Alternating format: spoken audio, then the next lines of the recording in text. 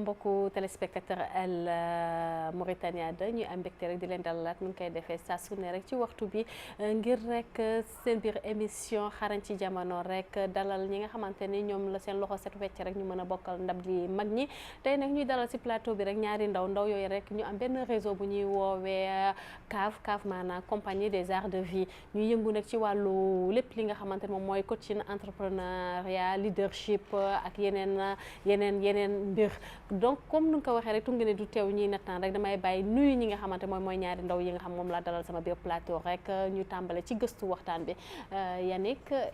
bismillah si li nga xamante moom mooy émission xarañ ci jamono may am mbégte loolu di la recevoir tey. jërëjëf Maimouna merci beaucoup ci invitation bi maa ngi nuyu ñëpp di nuyu waa télévision Mauritania 2 maa ngi wuyoo ci turu Eli Yannick Aounou nekk en première année de doctorat nekk secrétaire général aussi compagnie des arts de vie nekk jeune volontaire nekk ambassadeur de la jeunesse de Young Creative Leaders et merci beaucoup ci invitation. bismillah keneen ki di Moussa autant pour moi Moustapha Ba moom tamit mu nekk membre ci biir réseau bi rek Moustapha di la wax merci ci sa teewaay bi nga teew fii ci biir émission xarañ ci jamono. Merci beaucoup Maimouna. Donc bonjour à tous les téléspectateurs de la télévision mauritanienne. Je m'appelle Moustapha Ba, je suis ingénieur fiscal. Moustapha Ba sa émission bi wolof la de. waaw Moustapha ingénieur fiscal là sortant de l'université Gaston Berger de Saint-Louis. Je suis aussi jeune volontaire, jeune ambassadeur de la jeunesse de Young Creative Leaders et aussi membre de la compagnie des arts de vie. waaw membre compagnie des arts de vie damay bañ rek ñu yóbbu la xam nga wàlla wale donc mbokk yi comme ni ñu koy defee saa su ne rek xam ngeen xarañ ci jamono dafa am ay rubrique am yi nag moom mooy du ñuy njëkk a dugg ci li nga xam ne moom mooy gëstu waxtaan bi rek moom la leen di indi léegi damay ànd ak sama réalisatrice rek sa lëmbuuxa rek mu dem ñu seeti li nga xamante ne moom mooy xale yi ci li ñuy yëngul yi dellu si waat suñu plateau.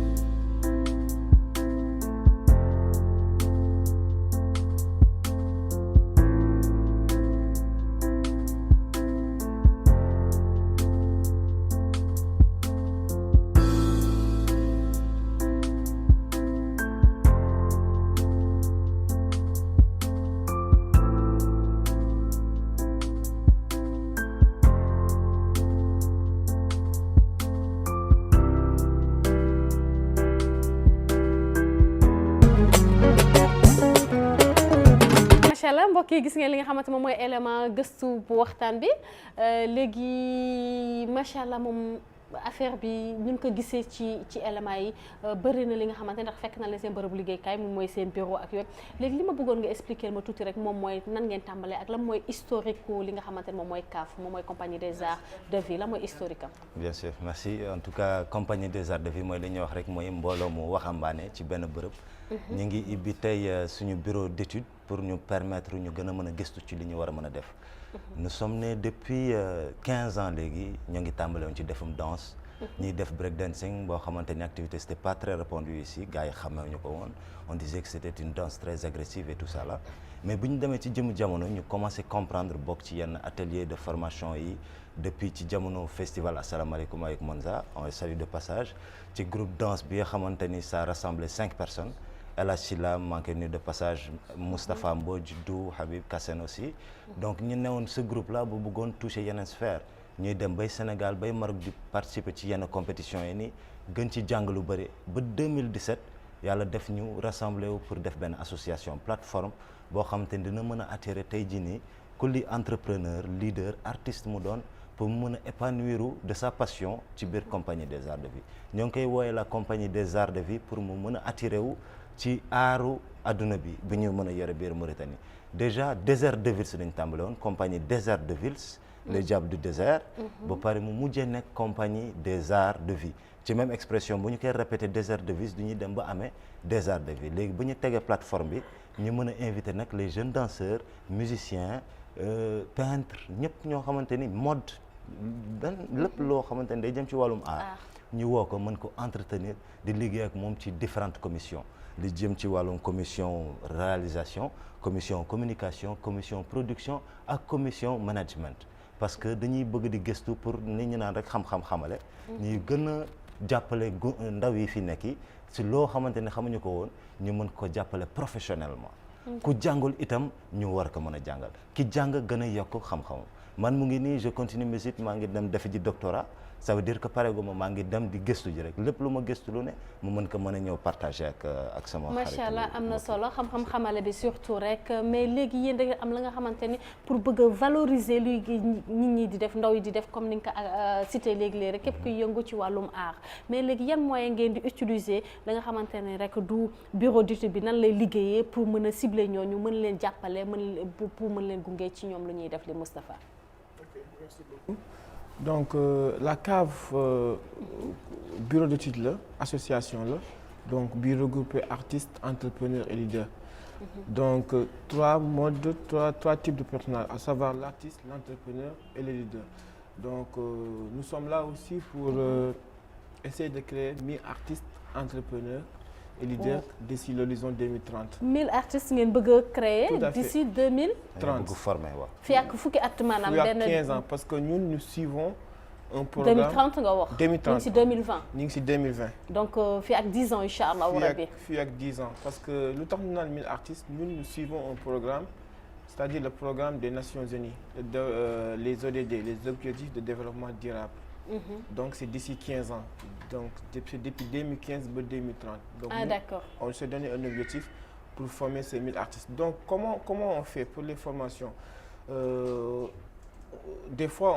on fait des ateliers de formation. Donc ateliers de formation moom ngeen di def taxawal pour taxawal ko donc on fait des ateliers de formation soit par exemple en wàllum management artistique. wàllum si wàllum production wàllum si wàllum communication. ou bien soit sax si wàllum entrepreneurial. Nous on a 4 commissions actuellement. Nous avons les commissions sur la communication, commission communication. On a commission communication, on a commission réalisation, production, on a commission production et on a commission management. te soo xool management boobu noonu c'est le management artistique bi la bokk, management entrepreneurial et management aussi leadership. D'accord. Donc quand je dis produit, quand l'artiste vient avec son idée, soit on l'aide à écrire son projet par exemple, ou bien soit on lui jàppale ko pour mu monter benn spectacle. Donc là CAV moo jàpp si loolu yëpp si wàllum communication bi. moo koy gunge daal ba artistes yooyu ba mën a fës seen mbëbët ñoom par exemple artistes yi da ngay gis la plupart du ñuy am ay gis-gis am ay xalaat mais xamuñ na la ñuy jaar xamuñ na lañ koy def ba teg ko. dégg yéen da nga leen di accompagner ci wàll moom. ci wàllum boobu donc di leen di accompagner en même temps en dugal leen seen biir xel un esprit entrepreneurial. Parce que des fois il faut artiste loolu lay soxla. Soit le peintre, si on prend par exemple le cas du peintre, un peintre il peut faire des tableaux. Donc sooy xool un peintre tableau am yëpp message la. Parce que sooy xool art si boppam c'est une façon de parler, c'est une façon de s'exprimer, c'est une façon de wax sa xalaat. Donc si le peintre lui-même il veut vendre par exemple ses tableaux wala soit il veut def benn spectacle wala benn festivité bi nga xam ni c'est pour vendre ses tableaux. Et là s'il n'a pas l'art de ressortir li mu bëgg a wax wala soit fekk amul art de quelqu'un qui nga xam ni ça c'est son projet, il faut que mu jaay ko avec un côté entrepreneurial, un côté logique. Donc loolu du mun dox. Donc la CAV elle est là pour aider ces jeunes. Et qui dit aider aussi ces jeunes dit aussi jàppale jeunesse bi, parce que nous tous nous sommes la jeunesse. Donc nous sommes des jeunes, donc à peu près 70% de la population est les jeunes. Donc le travail doit commencer par nous-mêmes. Par nous-mêmes. waaw am na solo lool surtout li nga xamante moom mooy jàppale jeunesse bi. ban manquement ngeen gis ci biir réew mi ba mu laaj leen yéen ay xale macha allah ngeen jug pour dugal seen loxo ni lii dañ ci war a yëngu. bien sûr gis nga li ñu naan ci wàllum volonté da ngay am yéene def. léegi yéene boobu noonu dañ koy transmettre léegi ñun yéene boobu dafa nekk énergie ci ñun ñu koy liggéeyee dynamisme dañu bëgg prouver ni tey jeunesse bi ñu ngi ak volonté bi ñu ngi ak dynamisme bi mais itam ñu ngi aussi ak énergie boo xamante ni képp ku nee ni amul liggéey dafay fekk moom la neex.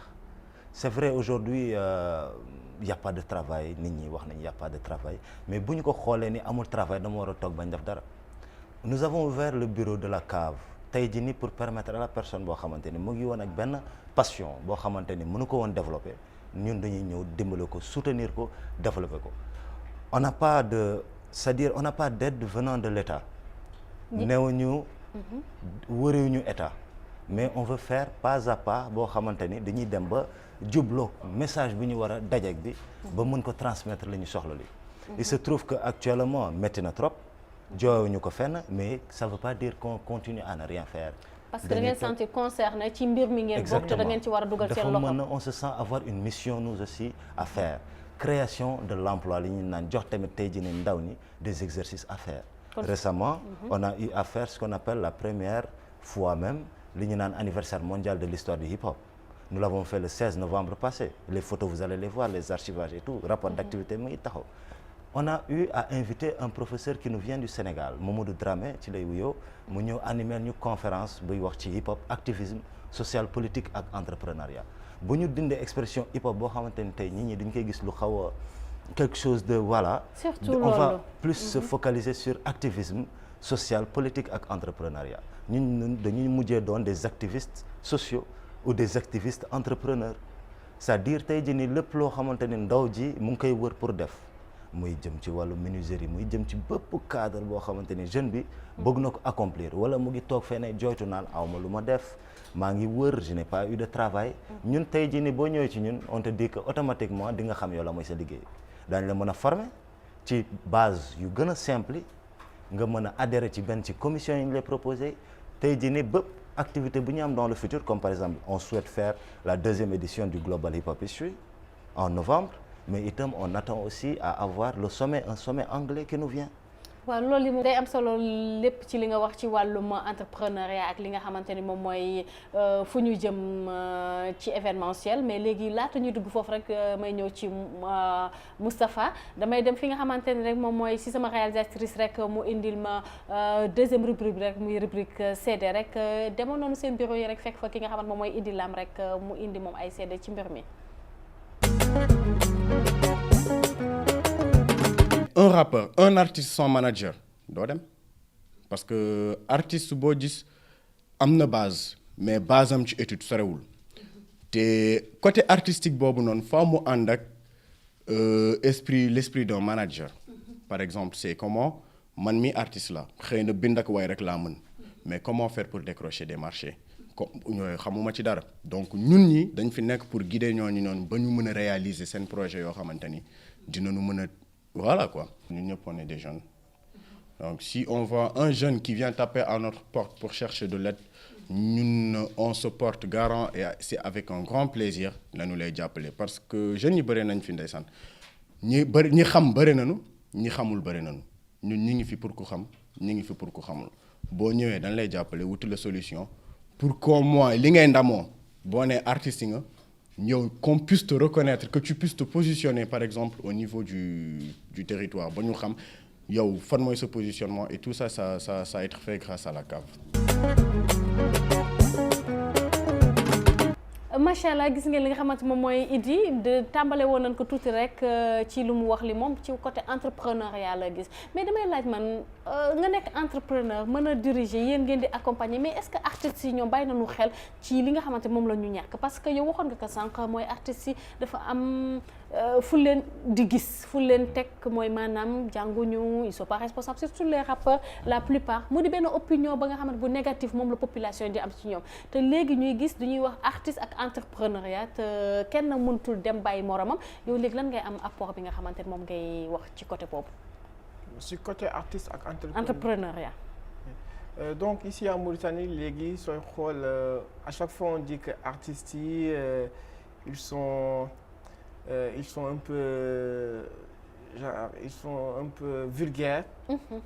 parce que message yu ñuy véhiculer yu aussi tout le temps moo tax yow li de c'est facile que nga teg leen de côté. Exactement te ñoom ñuy véhiculer ay messages yu véridique sax naam ay messages yu am dëgg mais xëy na manière bu ñuy utiliser pour véhiculer message boobu aussi dafa fort dafay toucher au plus profond te yéen je pense c'est un peu ngeen indi leen pour coacher leen pour que affaire bi gën a mën a embellir ñu mën a gën a utiliser ñoom tamit seen art. Mais vous savez aussi que c'est pas seulement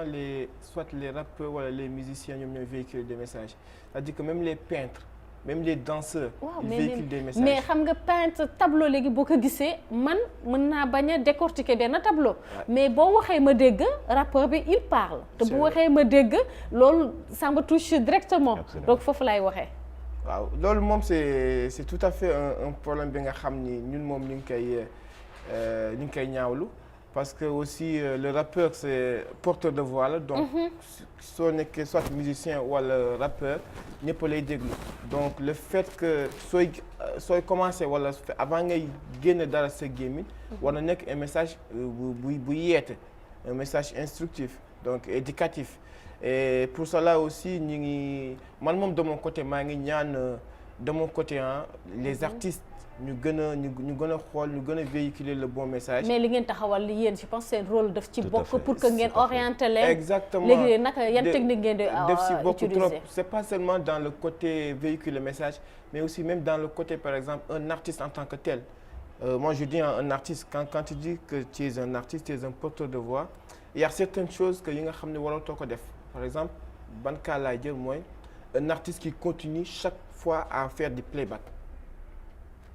loolu noonu dafa war a jeex si un artiste de renommée internationale. donc il faut ñuy dugg ci live bi. exactement il faut ñuy dugg ci live bi donc c'est ça donc yow soo demee ba bay wax artiste nga et tout ça am na benn degré soo fa tolloo il y a certaines choses waratoo ko def. kon yéen léegi da leen di imposer que ñu quitter stade bi bëgg a dem ci war a dem ci stade boobu loolu dafay yokk seen côté entrepreneuriat wala seen. dafay yokk suñu côté yëpp ñun on est là pour aider on est là pour les pousser on est là aussi pour wax leen des fois yoon bii ngeen jël par exemple c'est bon mais yokk leen ci lii yokk leen ci le côté entrepreneurial yokk leen ci le côté leadership yokk leen ci aussi le côté social je vais prendre un exemple d'un artiste que bu may féliciter trop. qui est un artiste en même temps mi ngi nekk dans le social RG donc mi ngi def lu nice mi ngi def geste vraiment avec les enfants surtout avec les enfants donc loolu noonu là nous par exemple la cave on va voir ces genres de type d'artistes lii nii artiste bi nga xam bien vu qu'il a sa voix mais aussi il est dans l'autre côté soit dans le côté social entrepreneur social ou bien soit dans le beneen entrepreneuriat bi tu vois dans le côté entrepreneurial en général ou de l'autre côté donc ñun la cave en quelque sorte c'est ça c'est pour faire de l'artiste un artiste entrepreneur et leader. entrepreneur ak leader mu di li nga xamante ni il y a quelques années kenn xalaatu ko woon parce que tellement que duñu jëloon avec légèreté li nga xamante moom mooy vie wu artistes yi. léegi nag bu ñuy toogee di wax entrepreneuriat un peu partout dans le monde du ñuy bëgg a jël artistes yi aussi fii si suñu biir réew. di leen wax il faut que ñu devenir ay entrepreneurs yéen macha allah donc dama wax il y a beaucoup de le chemin est très long. am na lu bëri la ngeen war a def léegi yan apport ngay indi ci mbir boobu. absolument donc voilà ci même cadre la rek toujours parce que ay appui rek lay doon ay soutenance aussi ay support yu bëri parce que lu mu néew xëy na xamuñu dara waaye mun nañu appuyer une personne pour mu mën a toucher benn sphère aujourd'hui mun nañu dem ba obtenir par exemple comme un sommet qui nous vient de l'Angleterre mu mën a ñëw lu mu dee il y a ce qu'on appelle réseautage, rotation d'échange professionnel nga créer contact boobu noonu mu permettre tey ku xamul woon anglais dina ci jéem a làkk anglais ku xamul woon monter vidéo normal dina ko jéem parce qu'on va faire ay ouverture de renforcement de capacité ci angle boobu noonu yëpp. loolu léegi yan critères ngeen di laaj pour mën a def loolu est-ce que c'est juste les artistes ou bien et puis les jeunes de quel âge à quel âge ngeen di mën jeune 18-35 la ñu jàpp. exactement bon 18 ans jusqu'à 45 ans. 45 ou 35 ans 35 la ñu wax mais ce sont des modifications yi dem ba 45 ans on a vu des vieux de 80 ans qui ont 30 ans jusqu'à présent ouais, qui ont 30 ans d'esprit donc on augmente jusqu'à 45 pourquoi parce que am na ñu bëri ñoo xamante ni jotuñu woon jàng lu bëri mais dem nañu bay màgg ils ont eu la passion ils veulent faire dem nañu ba ci kanam ñu am envie def bëgg utiliser benn touche bu bees benn passion bu bees toucher ko pour mën ci réussir aujourd'hui da ngay gis ni man fonctionnaire laa woon dama dem ba démissionner ci sama liggéey pourquoi par amour li ma bëggoon def li ma remarque ni j'étais mieux à l'aise ci activité entrepreneuriale yi may def yi que di dem di liggéey ci société jàmbur ay ordre la ma fay jox du coup ce sont des trucs à respecter ba ma demee ba conscientiser ma xam ne kat li mu def li nii man mën naa ko jéem a def jàppale ci samay rek mais pourquoi ne pas le faire léegi ci dimension boobu noonu dem dégg ce côté réseautage boobu rotation d'échange professionnel permettre diw contacter ak diw mooy gënal lu facile parce que bu boobaa moom itam day xam yoonam ñun on essaie de lui faciliter le chemin léegi bu tegee ko ci yoon bi dina xam automatiquement fu mu jëm automatiquement d'accord léegi ci loolu aussi yaakaar naa yéen a ngi jëm ndaxte li nga wax léegi-léegi moom mooy activité bi ngeen def bi récemment il y a quelques mois et objectif bi est-ce que atteindre nga ko yan objectif ngeen si doon viser et puis est-ce que ak parce que gis nañu aussi dugal ngeen ci tout tànk yi moom mooy xale yi surtout en fait le Global Hip Hop Story ban objectif bu mu doon le but recherché on l'a atteint parce que musul am fi Mauritanie de 1 muy innovation mooy innovation donc les gens ils n'ont jamais fêté l'anniversaire du hip hop xamuñu woon sax ban date la donc ñun étant des jeunes yu sopp ñoo sopp yu sopp yu xarañ donc yu dugg fu nekk c'est ça donc on a su être en contact avec notre partenaire qui est en Angleterre muy Young Creative Leaders qui nous a dédié cet événement à savoir l'anniversaire du hip hop parce que sooy xool moom si mois de novembre bi yëpp la woon et nous pourquoi on l'a choisi le 12 le 16 moom c'est le 12 novembre mais pourquoi on l'a choisi le 16 parce que le 16 dafa doon tomber si benn samedi te samedi tout le monde était libre pour côté agenda exactement donc au niveau de l'événement on a fait une conférence d'abord mais avant la conférence on a fait des ateliers de formation sur wàllum breakdance graffiti DJing ak MCing parce que loolu noonu mooy regrouper le hip hop donc ñu du tax ñu jël les enfants aussi parce que comme je vous ai dit nous sommes là pour le succès des objectifs de développement durable et aussi nous œuvrons aussi pour l'ODD 4 ku wax ODD 4 par d'éducation et qui par d'éducation par des formations des ateliers de formation des restitutions et tout cela donc le but recherché a été bi moom on l'a am nañ ko bu baax ñi ngi sant bu baax ñi ngi et aussi ñi ngi remercier aussi pour la réussite de l'événement suñu partenaires yi à savoir moom mooy ñeneen ñooñu daan si ñëw si njëlbeen mais léegi dafa am la nga xamante moom ngeen di waajal ak waa Young Creative le sommet léegi ndax mën nañu dellu si rapidement ci sommet bi rek ndaxte ñu gis presque suñu njëlbeen suñu jeextal waxtaan laata ñuy dem ci li nga xamante moom mooy rubrique Yédé tout à fait donc il faut dire que le sommet s'appelle le Face Film exactement actuellement depuis le niveau de l'Angleterre ñu ngi ci réglage marketing bi pour bien partager l'information mais il se trouve que ay étrangers la ñuy yore des expats qui vont venir ñu ñëw découvrir Mauritanie ça va nous permettre aujourd'hui puisque déjà daaw dañuy wax ni daaw la ambassade Angleterre inaugurée donc ça va nous permettre tey jii ni ñu am benn facilité ou échange entre Angleterre ak Mauritanie ak waa portugais ak waa tanzanien yi le 4e réseau qui s'ouvre fii ci diggante mauritanien yi léegi ñun Mauritanie am nañu on a des originalités am na dañu amee benn richesse bu fi ne ñun suñu wàllum bopp xëy na sax gisuñu ko mais peut-être avec l'appui des ministères qui sont là je cite tourisme bi jëm ci wàllum éducation bi jeunesse bi ñu mën a gëstu ni que ñun on a envie de faire une découverte pour d'autres personnes mais comment vous faites pour def loolu comment vous faites pour toucher ñi nga xam ne moom mooy seen ministère est-ce que dem ngeen gis ku est-ce que yéen seen bopp vous êtes dans le formel ou bien dans l'informel aussi. exactement bon ba léegi nous sommes dans l'informel ñu ngi ak suñuy kayit suñu statut règlement intérieur procès-verbaux ba léegi nag jot moo fekk jógagul ñu dem déposer ji kayit yi fa mu jëm mais il se trouve que lépp lu ñu def dafa wóolu suñu bureau mu ngi en place suñu activité yëpp mën a cacheté lépp loo xamante ni dugg na daal professionnellement mu ngi fi mais bu fekkante ni reconnaissance bi dañuy xaar au niveau de l'État amaguñu ko moo tax it on a toujours dit qu'on va faire de nous-mêmes par nous-mêmes bu ñu ci amee ndimbal état bi daañu ci dem bu baax a baax mais itam bu ñu ci amul ndimbal état bi daañu fexe ba dem luñ fi ñu jëm fi incha allah fi ñu yegg fi daañu fa dem amiin incha allah fu ñu egg fi daan fa fu ñu jëm fi daan fa yegg léegi lu ñuy def rek damay seetaan suñu dernière rubrique mu di rubrique yeede ndaxte ku def gëstu waxtaan dana def li nga xamante ne moom mooy seede da ngay dem ci li nga xam mooy yeede ñu ànd toujours ak Idy Lam dellu si waat suñu plateau ak sama réalisatrice. nanu yeewu rek nanu yeewu xam ni suba day metti torop donc ku ci yeewu léegi dina metti torop pour yow parce que man je me dis quand je vois le monde fii ak 10 ans même gis nga femme de ménage pour def ko boo ñëwee fëgg buntu kër jàmbur dina ni la wan ma diplôme buy attesté ni mën nga bale mën nga fobeere mën nga togg mën nga placer meuble bi fii mën nga placer meuble bi donc les gens ils devraient penser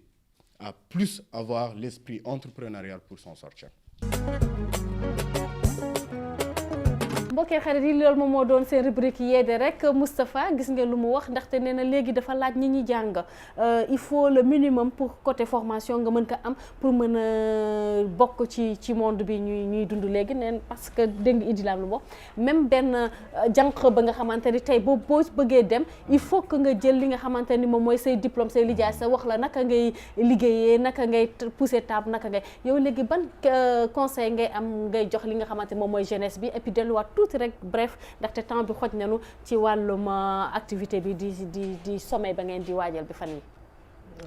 mois de juin autant pour moi. Ok donc merci beaucoup merci aussi à Idy Wally donc man lu may wax rek si mouvement bi surtout ça donc nous la CAO nous sommes là aussi pour l'autonomisation des jeunes donc la participation citoyenne aussi et aussi la participation citoyenne ne veut pas se limiter le fait d'aller voter donc le fait d'aller voter donc nous sommes là aussi nous entreprenons donc nous sommes là aussi pour par exemple kii benn idée ndaw yi ci wàllum formation tàggat leen ñu mën a xam lu ñuy def fu ñuy teg seen tànk fu ñuy teg seen tànk léegi lan ngay wax ndaw yi yan laay wax ndaw yi c'est-à-dire que nous avons une jeunesse qui est un peu jeunesse bi dafa xaw a doy waar dans deux sens dans le premier sens que mooy il faut ñu am des solutions rapides pour la jeunesse mais beneen cas bi mooy jeunesse bi c'est une opportunité parce que c'est une force c'est une main d'œuvre énergie la énergie bi nga xam ne mën na traduire genre mën na yóbbu sax dëkk bi si beneen sphère. kon léegi fi nga bëgg a wax mooy nanu gëm seen bopp jeunesse bi. nanu gëm suñu bopp de un. de deux aussi nanu entreprendre. de trois aussi bu ñu nekk fii di wax on attend l'État nañ dem fekk si État aussi et aussi je vais terminer aussi je vais juste terminer aussi à présenter mes condoléances à la famille de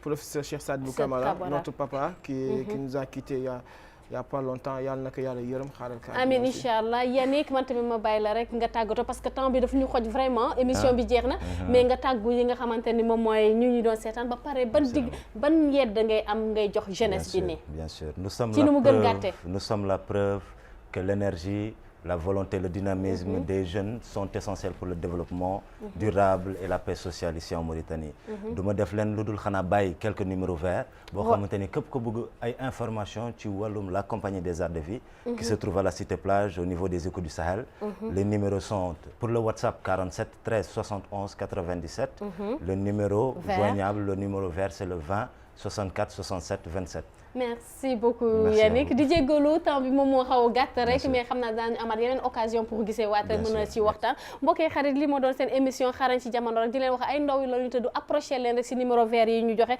ma bamtuwaat que di 20 64 67 27 numéro vert bi WhatsApp bi nga xam ñëpp a ko yoree léegi muy 47 13 71 97 émission bi daa leen ko am ci page yu xarañ ci jamono rek ngeen gën a mën jël li nga xamante ne moom mooy numéro yi rek jokkoo ak xale yi rek ci li nga xamante moom mooy mbébét ñu am yi pour seen ndaw kon nag mbokkee xarit yi di ñaan aussi ministre yi ministère yëpp nañ leen woo tàllal leen loxo ñu nekk si dans l'informel mais am li nga xamante moom mooy Pastef ak liggéey pour jëmale seen réew ci kanam kon fokk ngeen jot leen mbokkee xarit yi di leen dig daje incha allah sama beneen émission